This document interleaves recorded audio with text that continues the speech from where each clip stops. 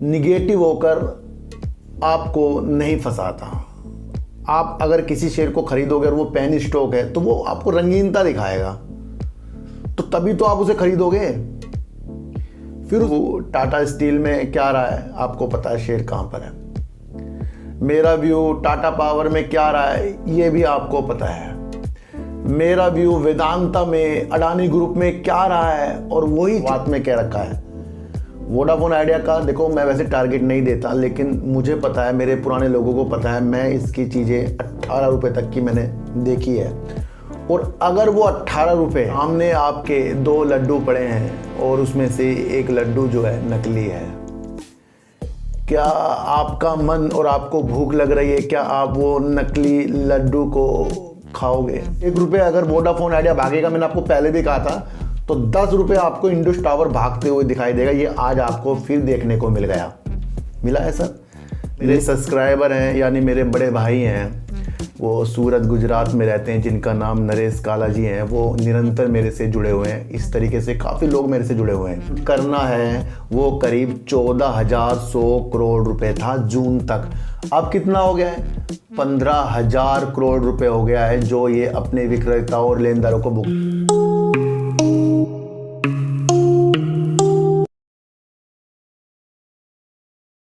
नमस्कार, मैं स्वागत करता हूं आपका अपने ही चैनल पर, जिसका नाम है सार्थक बाजार से।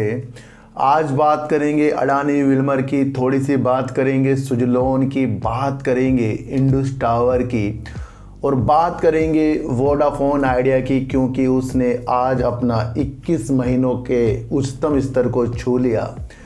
तो उसके बारे में भी आज हम एक चर्चा करेंगे। इन चर्चा करने से पहले मैं आपको एक चीज़ और बता दूं, जिस तरीके से आप लोगों ने मेरे जन्मदिन की इतने सारे कमेंट, और हर एक कमेंट का मैंने जवाब दिया है, क्योंकि आपने बड़े प्यार से वो चीज़ों को किया है। एक मेरे सब्सक्राइबर हैं, यानी मेरे बड़े भाई हैं, वो सूरत गुजरात में रहते हैं, जिनका नाम नरेश काला जी हैं। वो निरंतर मेरे से जुड़े हुए हैं। इस तरीके से काफ़ी लोग मेरे से जुड़े हुए हैं, पर उन्होंने मेरे लिए एक विशेष तौर पर एक सॉन्ग भेजा और मेरी जन्मदिन की बधाइयाँ जो दी उन्होंने अपने बोल से दी, और वो मुझे बहुत अच्छा लगा। और मैं चाहता हूँ कि वो भी आप सुने। तो आप इस थोड़ी सी क्लिप को देखें कि उनका प्यार मेरे लिए कितना झलक रहा है और किस तरीके के वो साधारण इंसान है जो इतनी अच्छी सोच मेरे लिए रख रहे हैं वो। तो आप एक बार ये चीज़ सुननी पड़ेगी आपको।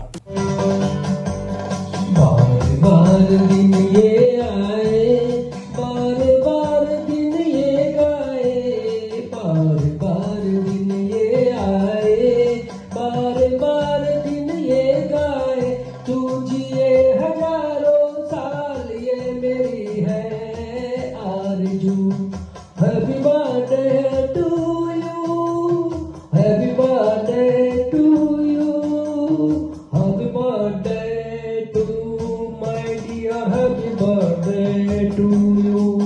आपको जन्मदिन की बहुत सारी शुभकामनाएं। आप हंसते मुस्कुराते रहे और सबके दिलों पे राज करते रहे। मेरा सौभाग्य है कि मैं आपसे जुड़ा हुआ हूँ।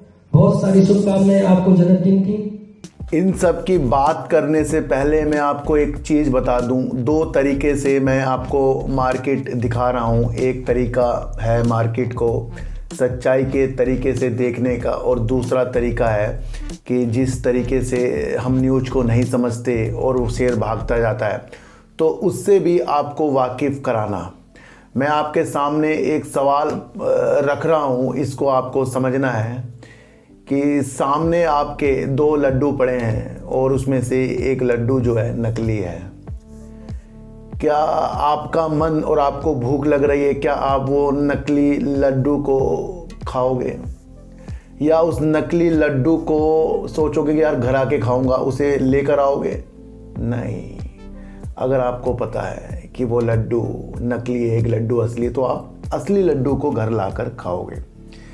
इसी तरीके से जब उन शेयरों में जिसके ऊपर सबकी नज़र है, उसके अंदर विशेष तौर पर कुछ रंगीनता वाली न्यूज आ जाए और उसी न्यूज में कुछ सच्चाई भी छुपी है, उस न्यूज को हम नहीं समझते। देखो सर, मेरा व्यू टाटा स्टील में क्या रहा है आपको पता है, शेयर कहाँ पर है। मेरा व्यू टाटा पावर में क्या रहा है ये भी आपको पता है। मेरा व्यू वेदांता में, अडानी ग्रुप में क्या रहा है, और वही चीज़ें सारी होती हुई आपको दिखाई दी है। जिस तरीके से मैं आपको रूबरू कराता हूँ, देखो सर, शेयर कभी भी भाग सकता है। ये तो आप अपने दिमाग में डाल लो कि कोई शेयर खराब है ना, तो वो कभी भी भाग सकता है, वो ऑपरेटर कर देंगे उसको। पर उस चीज़ को हमें समझना है और अपने को बचाना कैसे है, एक्चुअल वो चीज़ होती है। देखो सर, कभी भी शेयर निगेटिव होकर आपको नहीं फंसाता। आप अगर किसी शेयर को खरीदोगे और वो पेनी स्टॉक है, तो वो आपको रंगीनता दिखाएगा, तो तभी तो आप उसे खरीदोगे। फिर उसे आप खरीदने के इरादे समझो कि उसके ऊपर कौन कौन सी न्यूज़, उसकी कौन कौन सी उसके चीज़ें आगे के लिए हो रही हैं, उस पर आपका विशेष ध्यान।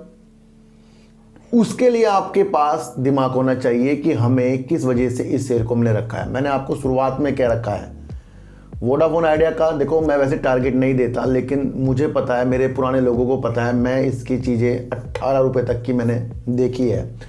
और अगर वो 18 रुपये, मैं आपको फिर बता रहा हूँ, मैं एक सच्चाई पे चलता हूँ, अगर वो 18 रुपये अपने फंड 5G की वजह से आए, मुझे लाजमी वो अच्छा लगेगा। मैं फेक चीज़ों के पीछे नहीं पड़ता कि ये बिना बात में 18, 19, 20, 21 जाए, पर मुझे लग जाए कि ये उस वजह से आया है जिस वजह से हमने सोचा 5G और फंड, तब ये 18 जाए, 20 जाए, 25 जाए, 30 जाए, वो हमें एक सेफ लगेगा। पर उसके बिना अगर ये 18 को टच करे, मैं तब भी इस टेंशन में रहूँगा, भाई ये कभी भी हमें घेर सकता है। तो वो आपको व्यू समझना चाहिए। तो मेरा एक माध्यम आपके लिए है कि जिस तरीके से वोडाफोन आइडिया में आज तेज़ी है, देखो मैं वोडाफोन आइडिया को मैं पहले से कब सी सालों से कवर कर रहा हूँ, और इसके बारे में भी हर एक चीज़ें मैं आपको बताते जा रहा हूँ। मैं एक चीज़ आपके सामने रखता हूँ कि जो न्यूज़ है उससे आप वाकिफ़ हो जाएं, जो न्यूज़ वोडाफोन आइडिया में है उससे हम वाकिफ़ हो जाएं। और देखो सर, मैं झूठ नहीं बोलता, आज मैंने वोडाफोन आइडिया के जितने भी मेरे पास शेयर थे, मैंने सारे निकाले हैं। मैं ये नहीं कह रहा आप निकालना, आपको रखना है, मैं अपनी बात आपको बता रहा हूँ कि मैंने आज सारे शेयर निकाले। और मैं उस वजह से इन चीज़ों को करता हूं कि जब वो चीज़ें मेरे सामने एक्चुअल हों।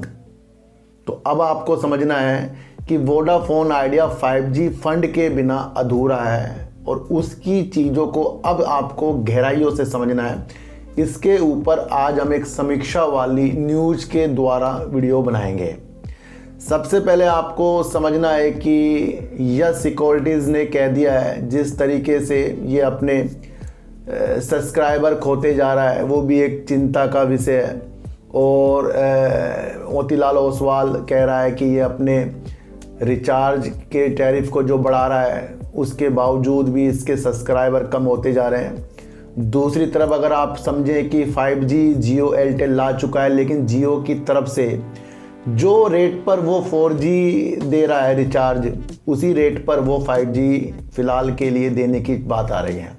तो ये कितनी महत्वपूर्ण चीज़ है कि अलग कंपनियां अगर 4G 5G में अपने रेट बढ़ाएं, और वहाँ पर जियो अपने 5G की वही चीज़ें उसी रेट पर 4G में अभी तक के दे रहा है, तो ये भी दूसरों के लिए एक प्रतिस्पर्धा वाली चीज़ें हो जाती हैं। पॉइंट को हमें पकड़ते जाना है। दूसरा, वोडाफोन आइडिया के पास 5G लाने की तिथियां हमें नहीं पता लगी हैं। फंड की चीज़ें जो हैं कुछ तिमाहियों में होगी। ये कुछ तिमाहियों वाली न्यूज़ आज भी मैं आपको बता दूं, CNBC आवाज़ की न्यूज़ की चीज़ें मैं आपको बता रहा हूं कि पिछले हफ्ते जो आपको देखने को सम्मेलन इंडिया कांग्रेस का जो मिला है, उसके अंदर सबने अपने अपने बातें की। ये मैंने आपको बहुत गहराइयों से उस दिन समझाया था। फिर वही न्यूज़ निकल कर आई है, मलम जी ने अपने धन उगाने की महत्वपूर्ण योजना, निवेश करने की चीज़ें, और कुछ तिमाहियों में बड़ी निवेश महत्वपूर्ण करने की चीज़ें 5G पर बताई, लेकिन डेट नहीं बताई। तो कुछ तिमाहियाँ वहाँ पर आई हैं, तो इसलिए ये फंड कभी भी ला सकते हैं, अगले महीने, 3 महीने बाद, 6 महीने बाद, 9 महीने बाद। तो वो दिमाग में आपको लेकर चलना चाहिए। ये चीज़ें फिर से हमारे सामने आ गई हैं। इसके CEO, वोडाफोन आइडिया के CEO ने कह दिया है कि इस तिमाही यानी दिसंबर तिमाही तक ये अपनी 2000 जो प्रमोटर 2000 करोड़ रुपए प्रमोटर डालेंगे, इस तिमाही तक के ये इसको पूरा कर लेंगे। यानी कि अब आप समझो कि इसके जो दोनों प्रोमोटर हैं, अगर 2000 करोड़ रुपए डालने की बातचीत हो रही है तो उस 2000 करोड़ से क्या वोडाफोन आइडिया की चीज़ें होंगी, ये आपको समझना है। तो वो दिसंबर तक होनी है, उस न्यूज़ से ये भागा है 2000 करोड़ की न्यूज़ से कि इस तिमाही में कर लेंगे। तो मुझे नहीं लगता कि इस न्यूज़ से हमें ज़्यादा गहराइयों से इसको बहुत ऊपर तक की तरफ देखना चाहिए। दूसरा, ग्रुप क्या कर रहा है, यानी कि वोडाफोन आइडिया ग्रुप क्या कर रहा है, ये निवेशकों से, बाहरी निवेशकों से 20,000 करोड़ रुपए ऋण या इक्विटी के माध्यम से जुटाने की बातचीत पर लग रहा है। और वो कभी भी हो सकता है, 3 महीने, 6 महीने, 9 महीने में कभी भी होगा।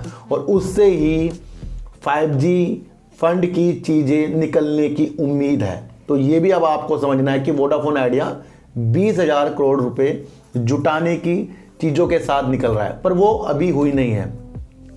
तो ये भी आपको महत्वपूर्ण एक चीज़ें समझकर चलनी है। और तीसरा, अब आपको समझना है कि जून तिमाही में वोडाफोन आइडिया को अपने लेनदारों को और विक्रेताओं को जो भुगतान करना है वो करीब 14,100 करोड़ रुपए था जून तक। अब कितना हो गया है? 15,000 करोड़ रुपए हो गया है जो ये अपने विक्रेताओं और लेनदारों को भुगतान करेगा। और उसकी भी ये रणनीति अपने द्वारा बना रहा है, किसी भी तरीके से उनको पैसे देने की रणनीति ये बना रहा है, जो अब 15,000 करोड़ रुपए का ये लेनदारों को देना है। और वो उम्मीद पर बैठे हैं लेनदार, तो ये चीज़ें लेंगे। ये आपको समझना है कि इसके लिए भी ये धन की चीज़ों को देखेगा। तो ये वो चीज़ है जिसके वजह से आज आपको इंडस टावर में भी तेजी के संकेत देखने को मिले, क्योंकि उसका भी तो इसको पैसा देना है। तो सर, मैं आपको एक चीज़ बताई थी कि इंडस टावर जो है वोडाफोन आइडिया के ही इर्द गिर्द अभी घूम रहा है। ₹1 अगर वोडाफोन आइडिया भागेगा, मैंने आपको पहले भी कहा था, तो ₹10 आपको इंडस टावर भागते हुए दिखाई देगा। ये आज आपको फिर देखने को मिला है सर। लेकिन सारी रणनीतियां कुछ तिमाहियों वाली चीज़ों के साथ है।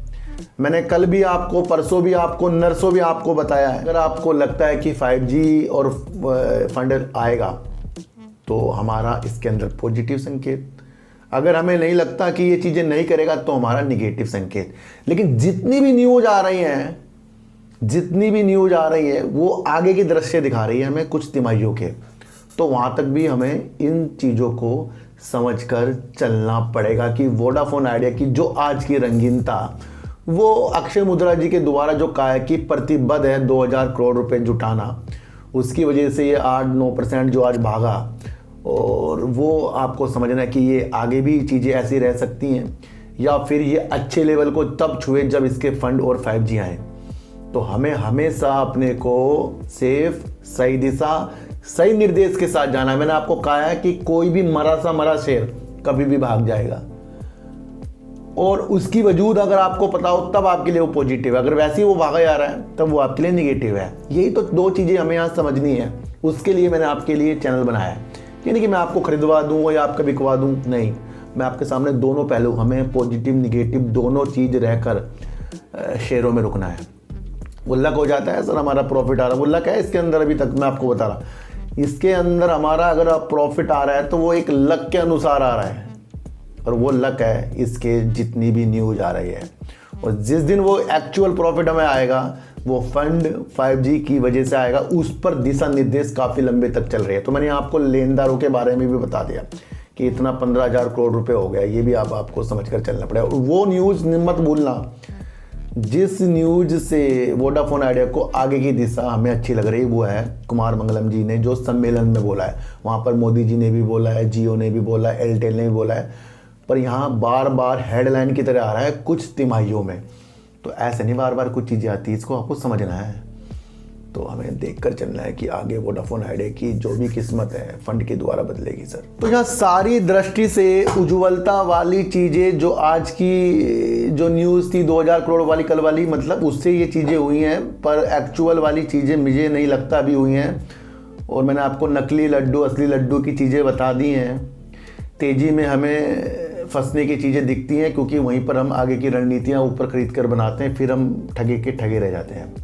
तो ठगने वाली स्थितियों से नहीं रखना है। अगर मैंने इसके अंदर एक प्रतिक्रिया अच्छी लेवल की देखी है तो वो फंड और 5G की वजह से देखिए, ये मैं आपको बता दूं। और किसी को भी ख़रीदने बेचने की यहाँ तो सलाह नहीं है, मैं तो आपको न्यूज़ ही बताइए जो आपको चीज़ें आ रही हैं। तो इन दोनों चीज़ों को आपको समझना है। बात करेंगे सर इंडस टावर की, और मैंने आपको शुरुआती तौर पे बताया इंडस टावर वोडाफोन आइडिया के ही रणनीतियों के अनुसार से उतार चढ़ाव में रहा है।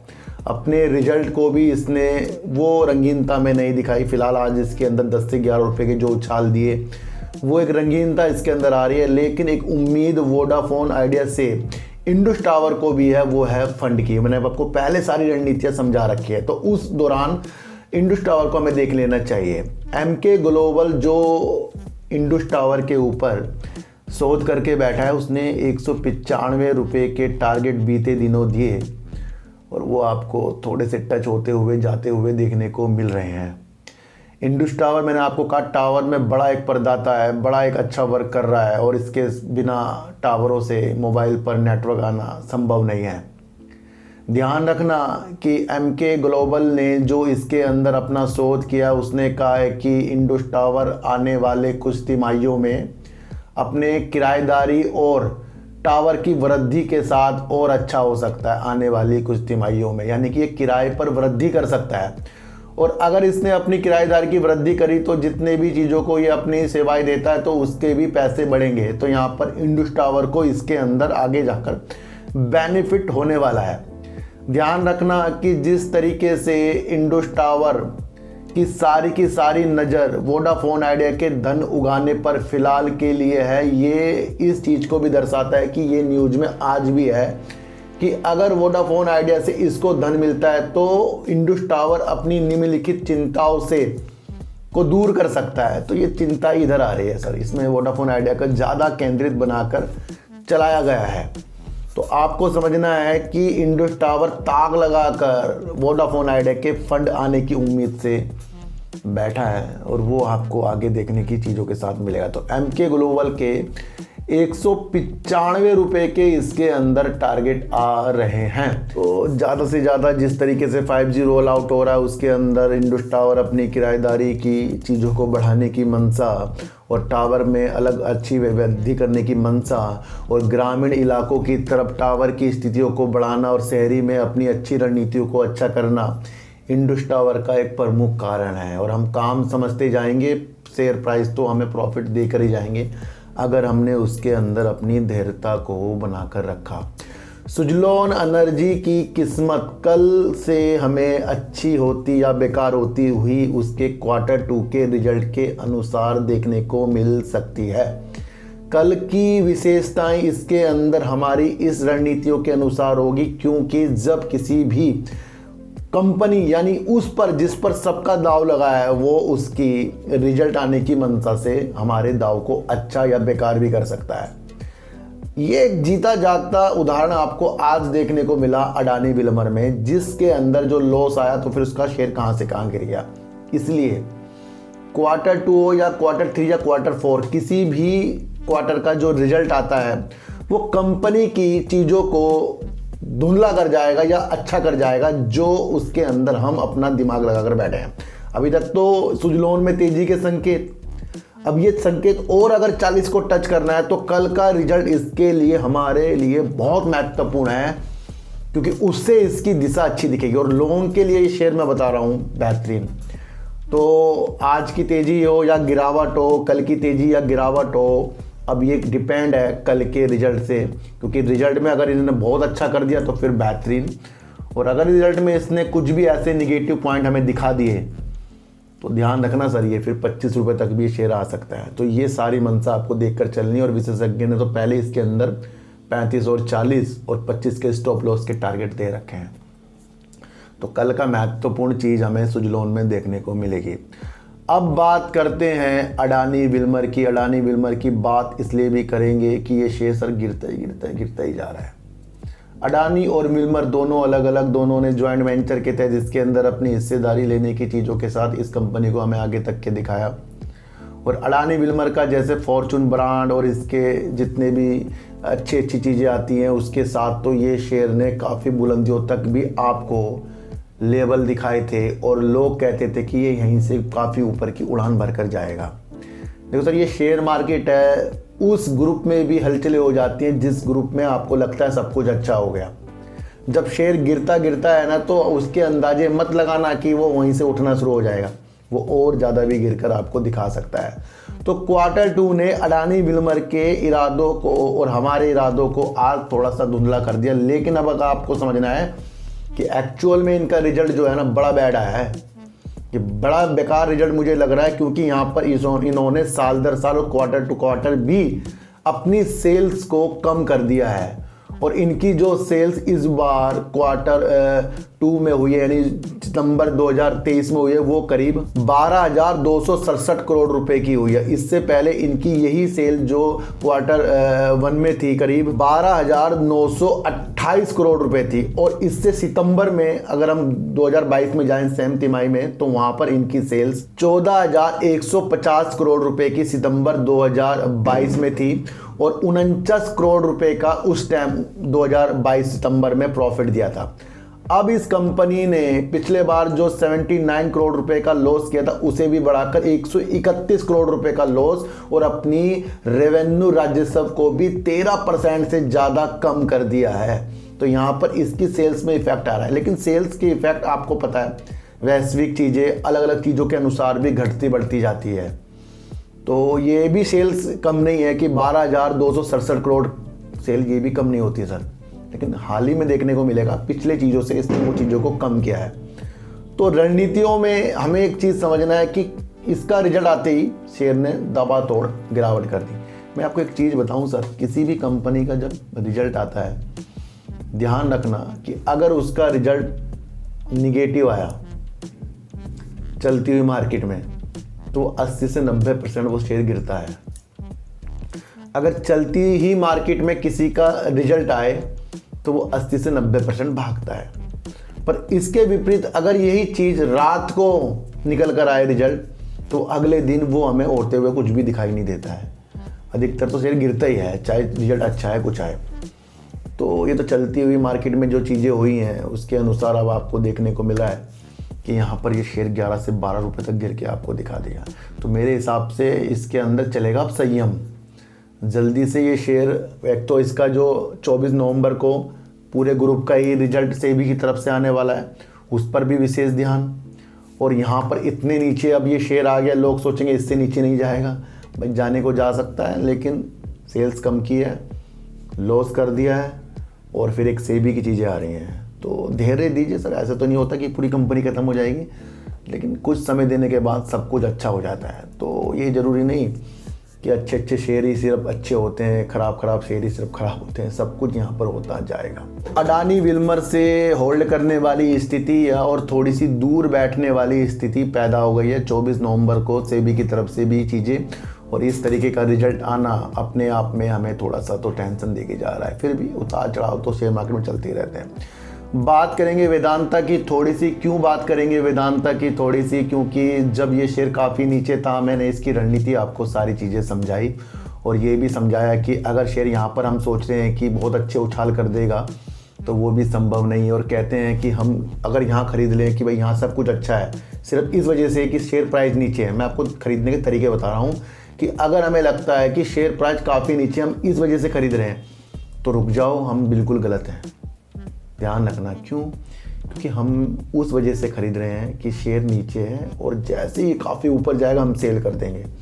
और आपके खरीदते हुए शेयर नीचे गया तो फिर आपकी रखने की क्षमता नहीं बनेगी, आप डर जाओगे उससे, निकल जाओगे उससे। तो उस रणनीति से कभी भी शेयरों को मत खरीदना कि अच्छे शेयर नीचे मिल रहे हैं, पर वजूद देखना है, कुछ एक चीज़ तलाश करनी है कि किस वजह से वो शेयर हमारे पास रहें। उसकी रणनीति देखो सर। अगर ये अपनी कंपनी के कारोबार को अलग अलग नहीं करते, मैं आपको एक चीज़ बताऊं कि इस गिरावट की स्थितियों में सारी चीज़ों में बता रहा हूँ, निगेटिव ही चल रहा है मार्केट, इसमें अच्छे अच्छे शेयरों को सिलेक्शन कर लो। यही वो शेयर हैं जो आपको डेवलप धीरे धीरे अपने पोर्टफोलियो को अच्छे अच्छे शेयरों से, जो मैंने आपको रणनीति बता रखी है कि दूसरे अकाउंट में अच्छे अच्छे शेयर रखिए, तो वो लिंक डिस्क्रिप्शन में है, वहाँ से आप अपना अकाउंट खोल सकते हैं एंजल वन का। तो उसकी स्थिति अब पैदा हो रही है। ये नहीं कि हमें 1000 शेयर इकट्ठे, नहीं, 50-50, 10-10, 20-20, 30-30, जो आपकी क्षमता उस हिसाब से शेयरों को रखिए।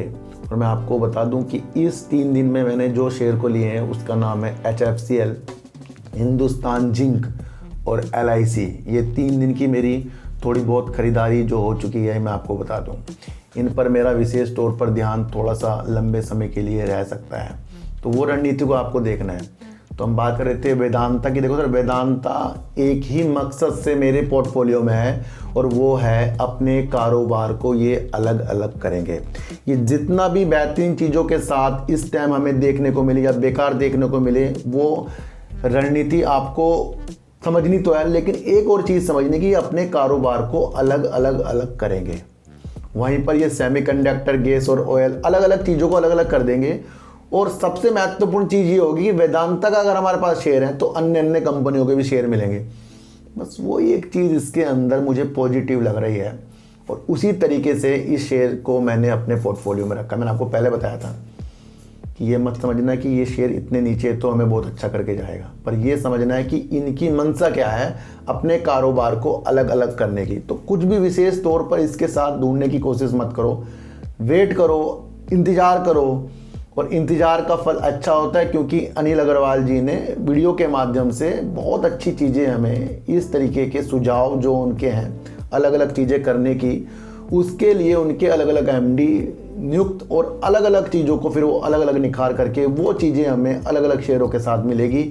वो रणनीति इसके अंदर पॉजिटिव संकेत के साथ है। तो कल सुजलोन एनर्जी का आ रहा है रिजल्ट, विशेष तौर पर कल आपको अच्छी तरह से उस रणनीति को समझना है। अगर रिजल्ट जल्दी आया तो मैं उसके ऊपर एक साइकोलॉजी वाली वीडियो भी आपके लिए बना दूंगा और मैं उम्मीद करता हूं कि सब कुछ अच्छा हो और ये सुजलोन एनर्जी बहुत ऊपर के टारगेट हमें दिखाए और वो होंगे लक्ष्य हमारे 2030 के। अडानी विल्मर का रिजल्ट वाकई निगेटिव है, पर आपको समझना है कि स्थितियों को हमें अच्छा सिर्फ होल्ड करके और धैर्य से ही आएगा। किसी की भी बातों में हमें नहीं आना है कि जल्दबाजी में हम शेयरों को खरीदें और निकालें। इंडस टावर मुख्यतः हर एक चीज़ अपनी प्रॉब्लम को, चिंताओं को वोडाफोन आइडिया के धन वापस करने से जो उसको देना है और उसके पास धन आने से ही टिका हुआ है, और अपनी ग्रामीण तरफ अपने टावर को लगाना और शहरी चीज़ों में अच्छे करके अपने को दिखाना।